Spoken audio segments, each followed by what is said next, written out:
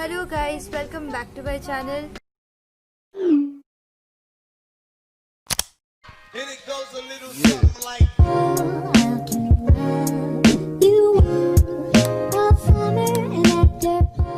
Today I am going to talk about the underrated Ghibli movies that has not got its deserved recognition or attention. I'm just supposed to accept that? That is so unfair.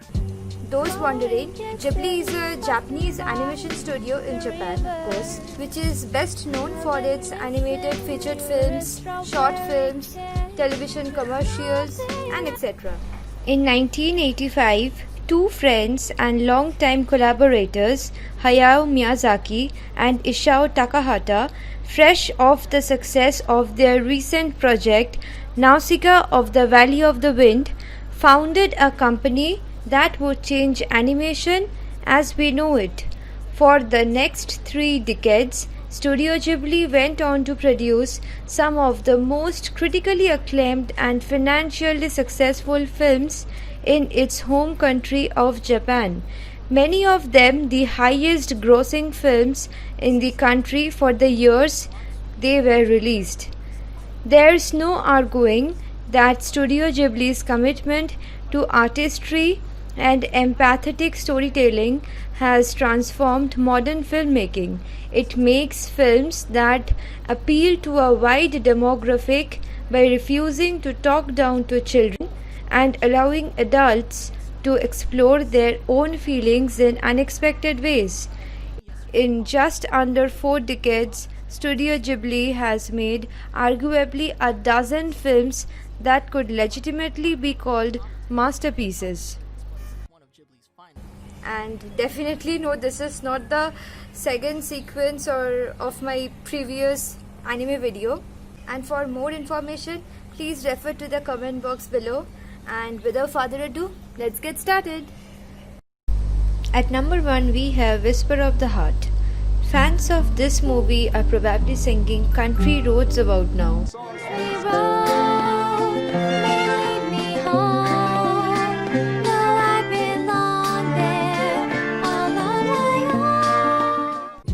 The classic tune plays a major role in this 1995 coming-of-age tale that was actually the first Ghibli production not helmed by Miyazaki or Takahata.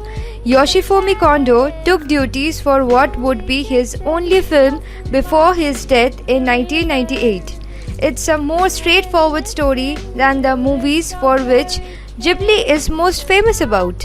This coming-of-age drama conveys a joyfully simple tale of young bookworm Shizuku Tsukishima becoming inspired to follow her dream of being an author after befriending a young boy, Seiji, who happened to check out the same books she did from the library. You're the one who inspired me, Seiji. I'm glad I pushed myself. I know myself a little bit better now.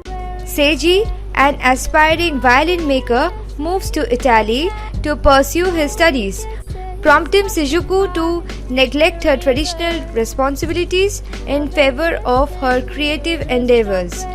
Blending fantasy with coming-of-age tropes, Whisper of the Heart is a deeply empathetic film presenting Shizuku as a more complex young teenager than even some of the other Ghibli movies tend to do.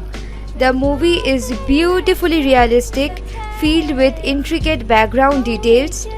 Shizuku's emotional journey makes for an uplifting story which brilliantly captures teenage self-doubt and imagination.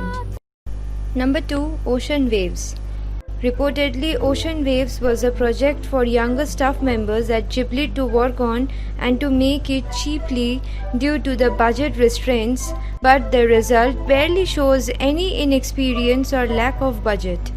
Tomomi Mochizuki directed this unique, perfectly likable drama, but it comes across as plain when compared to the studio's more vibrant features. While Whisper of the Heart may have brilliantly captured young romance, this TV movie was less inspired. In this, a love triangle develops when best friends Taku and Yukata meet the new exchange student Rikaku, and the film explores the changing dynamics between the trio as relationships evolve. There is a delicacy to the storytelling here that's admirable and sometimes enchanting, and the entire piece is proof that the young students at Ghibli were paying attention to the work of the veterans. At number 3 we have Only Yesterday. Renowned for making heartwarming children's adventures, Isao Takahata stepped into the unknown with this realistic drama. With an adult woman at the center of the tale, Only Yesterday empathetically explores women's lives in Japanese society. When 27-year-old Taiko decides to leave Tokyo to visit her relatives in the countryside, old memories stir up, leading her to reconnect with the lost childhood dreams. Fifth grade self is.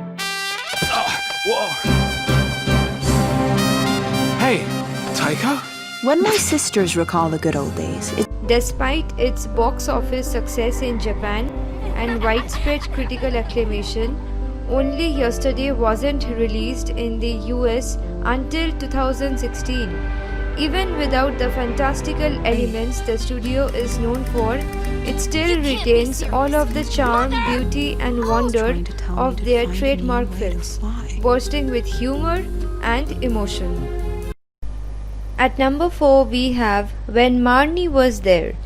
Technically, this remains the final film of Studio Ghibli, made just before a hiatus was announced about the retirement of Hayao Miyazaki. how strange. I can't quite remember. The film is essentially about embracing tragedies of the past so that we can move forward.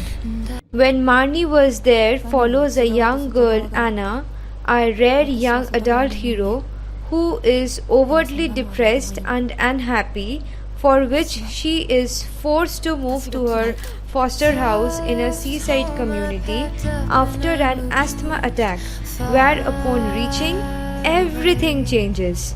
Drawn to a mysterious mansion that's said to be haunted, she essentially befriends a ghost called Marnie. Or does she? The two form a strong friendship.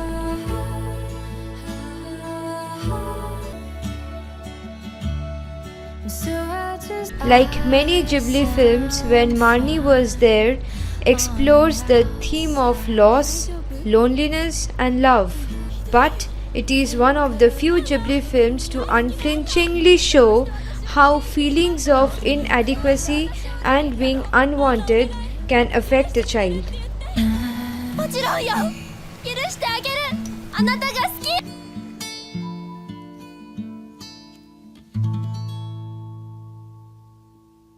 Hey guys, thanks for watching my video, and please let me know in the comment box below if you have watched these reviews and what do you feel about these underrated films. And please like, comment, subscribe, share with your friends, and of course hit the bell icon for my more videos. Bye all, until next time.